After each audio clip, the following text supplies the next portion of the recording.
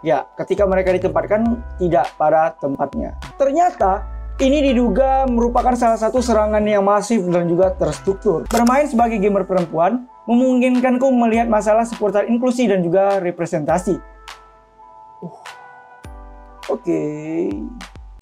Salah satu isu yang mungkin aku cukup resah ya di beberapa waktu belakangan adalah soal inklusivitas dan juga diversity. Sebuah agenda yang selalu dielu-elukan oleh orang-orang barat ya. Dan menjadi salah satu hal yang wajib kudu ada di setiap proyekan mereka gitu. Tetapi sayangnya entah kenapa isu ini menjadi masalah, di mana banyak orang memaksakan idealisme tersebut kepada tempat-tempat yang tidak peruntukannya. Seperti baru-baru ini terjadi kepada game Black Myth Wukong yang dipaksa untuk memiliki inklusivitas dan juga diversity. Padahal game tersebut bukanlah game asal Amerika yang menjadi sumber agenda tersebut. Yang karenanya membuat mereka memboikot game tersebut walaupun ternyata ya nggak berhasil. Hari ini aku akan membahas soal inklusivitas dan diversity yang terjadi di game Wukong. Sebenarnya orang Amerika sih yang kayaknya nggak paham diversity itu idealnya gimana. Sampai mungkin sekarang udah tahap ke toxic positivity gitu ya. Dan langsung aja kita bahas ya, halo Partang. Diversity atau keberagaman adalah sebuah dimensi yang dapat digunakan untuk membedakan orang dan kelompok satunya dengan yang lain. Ini dapat mencakup karakteristik biografis dan pribadi seperti usia, jenis kelamin, suku, agama, disabilitas, orientasi seksual, pendidikan, dan asal kebangsaan. Diversity dapat diterapkan di banyak area, termasuk di perusahaan, di mana itu dapat mencakup keberagaman budaya, ras, bahasa, dan latar belakang pendidikan. Diversity erat kaitannya dengan nilai-nilai kesetaraan dan inklusi, yang dianut oleh banyak organisasi yang berusaha mendukung berbagai kelompok individu. Inklusi adalah proses menciptakan lingkungan yang dapat mengakomodasi, menghargai, dan memanfaatkan diversity. Hal ini juga merembet ke industri hiburan, di mana setiap proyek hiburan dari orang Amerika Serikat, ya walaupun nggak ada peraturan tertulisnya ya, tetapi biasanya diwajibkan harus memiliki unsur inklusivitas dan diversity di sana. Contohnya di dalam sebuah film, jika di dalam film tersebut seluruh organisasi jahatnya diisi oleh orang hitam semua, maka itu bisa akan menjadi masalah di masa depan. Makanya kalian tuh nggak heran sekarang ya kalau ngelihat Power Rangers merah itu nggak hanya diisi oleh orang berkulit putih aja, tetapi orang berkulit hitam juga mendapatkan kesempatan yang sama. Dan sebenarnya bagus nggak sih? Tapi kapan semua hal positif ini menjadi toksik? Ya, ketika mereka ditempatkan tidak pada tempatnya. Oke, salah satu hal yang terdampak dengan agenda WUKI atau Social Justice Warrior ini menyerang ke game Black Myth Wukong. Dimulai dari media IGN yang memberikan sebuah topik atau artikel bagaimana sejarah seksisme developer Black Myth Wukong yang mempersulit perjalanannya ke barat. Dalam artikel tersebut menjabarkan dosa-dosa seksisme pengembang game Wukong, yakni game science, yang terlalu seksisme untuk orang yang ikut dalam perkembangan game, di mana adanya bahasa vulgar yang tidak terlalu nyaman untuk dibaca. Artikel IGN ini ditulis pada 20 November 2023, tepat setelah Wukong merilis trailer pertamanya di Gamescom 2023. Mereka mengutip beberapa komentar Feng Ji, salah satu pendiri dari Game Science, setelah mereka sukses merilis trailer perdananya. Contoh komentarnya itu seperti ini, "Aku basah menonton trailernya. Ada tekanan, tapi bukan dari pusat." Bukan bahasa yang sebenarnya, tapi kira-kira kayak gitu. Artikel ini juga mengorek-ngorek beberapa aib dari artikel-artikel yang katanya ditulis Feng pada tahun 2007. Jadi bisa dibilang artikel IGN ini memang secara nggak langsung memberikan black campaign untuk game Wukong itu sendiri, yang mana secara gamblang berfokus terhadap kontroversi seksisme dari game science. Ternyata ini diduga merupakan salah satu serangan yang masif dan juga terstruktur. Beredar di internet alasan mengapa tim Black Myth Wukong terus-menerus menjadi sasaran serangan seksisme dan juga fitnah. Bahkan sejak video promosi pertama mereka. Dikarenakan pengembang game ini menolak panduan politik kebenaran dan menolak biaya panduan selangit jutaan dolar yang diminta oleh tim politik kebenaran ini. Sebenarnya yang beginian itu adanya di Eropa dan juga Amerika Serikat saja. Dan biasanya mereka tuh menyerbu game-game rilisan negara tersebut seperti Assassin's Creed, Dying Light 2 Stay Human, ataupun God of War. Di mana salah satu misi mereka adalah membuat protagonis perempuan secara benar. Jika kalian melihat adanya perubahan cerita cewek yang begitu mencolok dari sebuah game, besar kemungkinan ada campur tangannya mereka. Ya, namanya adalah Sweet Baby Incorporation. Sebuah perusahaan konsultasi yang berfokus untuk membangun narasi yang baik terkait keragaman, inklusi bagi mereka yang memiliki latar belakang minoritas, mulai dari banyak topik seperti ras, jenis kelamin, etnis, dan banyak lagi. Dan Game Science menolak untuk berkomunikasi ataupun melibatkan perusahaan konsultan ini untuk masuk ke dalam game mereka. Yang lebih pentingnya adalah mereka juga menolak untuk membayar biaya panduan sebesar 7 juta dolar atau sekitar 108 miliar rupiah. Bayangin, gila nggak tuh? Hal itu dikarenakan game Black Myth Wukong dinilai kurang keberagaman atau representasi yang tidak sejalan dengan standar kebenaran politik. Perlu digarisbawahi ya, yang terkena serangan seperti ini tuh bukan Wukong aja. Sebelumnya ada Hogwarts Legacy yang menolak gamenya dievaluasi karena ada dugaan kurangnya political correctness. Sehingga pada akhirnya seperti yang kalian tahu, penulis utama IGN mengkritik Hogwarts Legacy dan game tersebut mendapatkan banyak boykot di mana-mana. Bagaimana dengan Wukong itu sendiri? Ya, isu seksismenya ya masih berlanjut hingga sekarang. Bahkan pernah nggak sih membayangkan kalau ada game di review, tapi reviewnya malah ngebahas soal seksisme yang ada di luar unsur game itu sendiri? Ya, inilah yang terjadi dalam pembahasan review di salah satu media yakni Screen Rant. Yakni kurangnya inklusivitas dan juga diversity. Bagian agenda dari mereka yang menyuarakan kesetaraan dan keberagaman ras ini. Oke, ini adalah contoh kalimat yang ada di artikel tersebut. Meskipun analisis dan ulasanku tentang Black Myth Wukong tetap berfokus pada gameplay, penting untuk menyebutkan kontroversi seperti studio game dan laporan misogini dan seksisme dari para pengembang game. Nggak penting sih, karena itu kan bukan unsur yang ada di dalam gamenya. Dan kenapa juga harus di-review gitu. Bermain sebagai gamer perempuan memungkinkanku melihat masalah seputar inklusi dan juga representasi.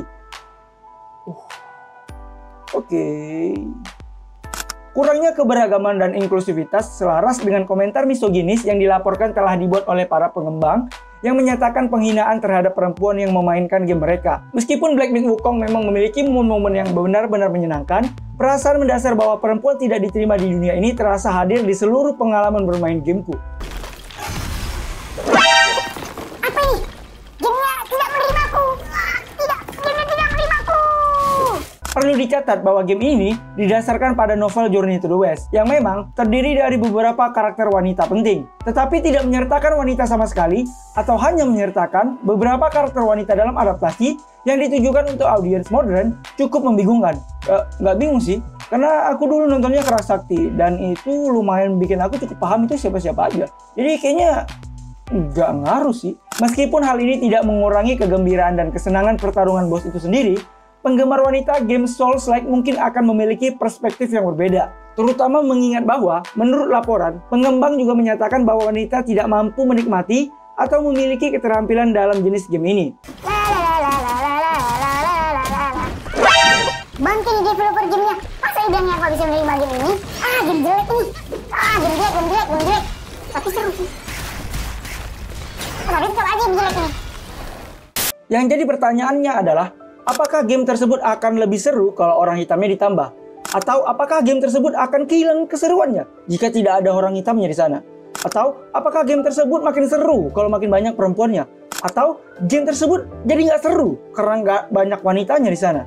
Walaupun jika kalian benar-benar bermain game ini, porsi perempuannya di sini juga cukup ada. Kebetulan aku udah menamatkan game ini ya lewat YouTube. Di sana juga ada siluman laba-laba dan perempuan semua, dan punya lore quote juga dengan Patkai. Dan kurasa itu juga cukup lah. Apalagi mereka juga didasari dari wajah asli, ada model aslinya di sana. Jadi harusnya ya safe-safe aja. Meskipun game ini mendapatkan aktivitas boykot dan cukup banyak dari orang-orang, nyatanya game ini berhasil terjual sebanyak 10 juta kopi. Bahkan mengalahkan Elden Ring dan Cyberpunk 2077 dengan gamer paling banyak secara bersamaan di Steam sebanyak 1,2 juta orang. Dan bisa dibilang ini game AAA pertama dari Cina yang sukses. Bahkan kita butuh game-game seperti ini di masa depan setelah kita cukup muak ya dengan segala agenda-agenda yang dipaksakan dari game AAA asal Amerika. Sebelum kita menutup obrolan soal diversity dan inklusivitas di game Wukong ini ya, aku mau nambahin dikit nih. Apa jadinya kalau sebuah game mengikuti standar dari sesuai agenda yang dibutuhkan? Atau idealnya yang dipikirkan oleh mereka tuh seperti apa sebenarnya? Ada sebuah game yang berjudul Validate. Game ini merupakan game bergaya visual novel di mana kalian bisa bertemu dengan berbagai karakter di dalam gamenya dan nantinya akan ada rute di cerita masing-masing karakter. Yang jadi masalah di game ini adalah karakternya yang memaksakan unsur agenda tersebut. Mari kita lihat beberapa karakter-karakternya. Mereka punya 12 karakter dan ini salah satunya orang Pakistan yang dibuat seperti orang nerd. Padahal kita tahu orang-orang Pakistan terutama cewek keturunan sudah pasti berhijab. Yolanda keturunan French dan Korea. Ini menurutku nggak masuk akal ya, karena orang French sendiri adalah keturunan ras Galia, Celto-Germanic, berkulit putih, mirip-mirip seperti orang Britain. Dan Korea adalah Mongoloid, orang berkulit kuning. Ya, tepatnya lebih ke arah putih memang. Bisa menjadi hitam itu bagaimana ceritanya coba? Mungkin banyak yang bilang, tapi kan Prancis emang banyak orang hitamnya bang. Kan mereka imigran ya. Mbappe aja Prancis bang.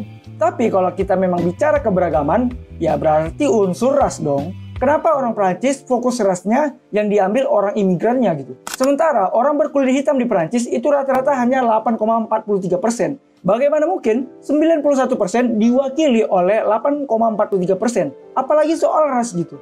Kalau olahraga oke lah, pasti nyari yang terbaik kan, tidak peduli rasnya apa. Seperti bola, pasti keturunan Afrika. Atau pingpong, udah pasti keturunan Cina atau Asia. Tapi mungkin cuma karakter itu aja bang, yang lainnya kan enggak. Oke, mereka memiliki 12 karakter, dan sayangnya 9 dari karakter tersebut adalah turunan dari Afrika. Bahkan mereka secara spesifik membedakan antara Black, Afrika American, dan Afro. Untuk karakter ini saja, mereka memaksakan Chinese dan Black dari Amerika. Terus bedanya dengan Afrika American apa? Apakah itu yang disebut dengan keberagaman? Dengan memaksakan unsur yang sama di setiap ras yang berbeda? Gak perlu ditanya soal gender ataupun ketertarikan seksualnya. Itu udah pasti menyimpang. Dan capek mikirinnya. Selain itu, developernya juga sempat protes dikarenakan hanya satu karakter yang populer dari game ini, yakni si Kitten, yang normal sendiri ini. Banyak orang yang suka Kitten, karakter kulit putih kami, tapi tidak dengan karakter lainnya. Itu sangat menyedihkan. Kalian tuh boleh ngapain aja, tapi yang perlu kalian tahu bahwa karakter itu sebenarnya nggak pernah mau kita masukkan ke dalam game. Sebenarnya kan dari situ udah ketahuan kalau orang tuh udah malas dengan agenda-agenda yang dipaksakan ini. Ya nggak sih? Dan itu aja seluruh obrolan aku mengenai diversity dan inklusivitas soal game Wukong. Banyak orang udah capek mengenai agenda-agenda ini. Mereka itu sebenarnya nggak banyak, tetapi karena di internet pergerakannya cukup masif, jadi terlihat banyak dan orang-orang jadi takut gitu kena boikot sama mereka. Padahal sejatinya kalau bodo amat seperti yang dilakukan oleh pengembang game Wukong, ya mereka mah sah-sah aja sampai sekarang gitu kan. Bahkan bisa dibilang cukup sukses besar ya, daripada mereka mencoba untuk mengikuti sudut pandang politik kebenaran yang mereka mau itu. Apalagi memang udah nggak zaman ya, game itu harus seperti apa yang orang Amerika mau. Hal-hal keras kepala seperti orang Cina ini ya harus lebih banyak ke depannya. Menurut kalian gimana? Komen dan thank you. Seperti biasa mau kurasi, benerin, tambahin di kolom komentar disediain.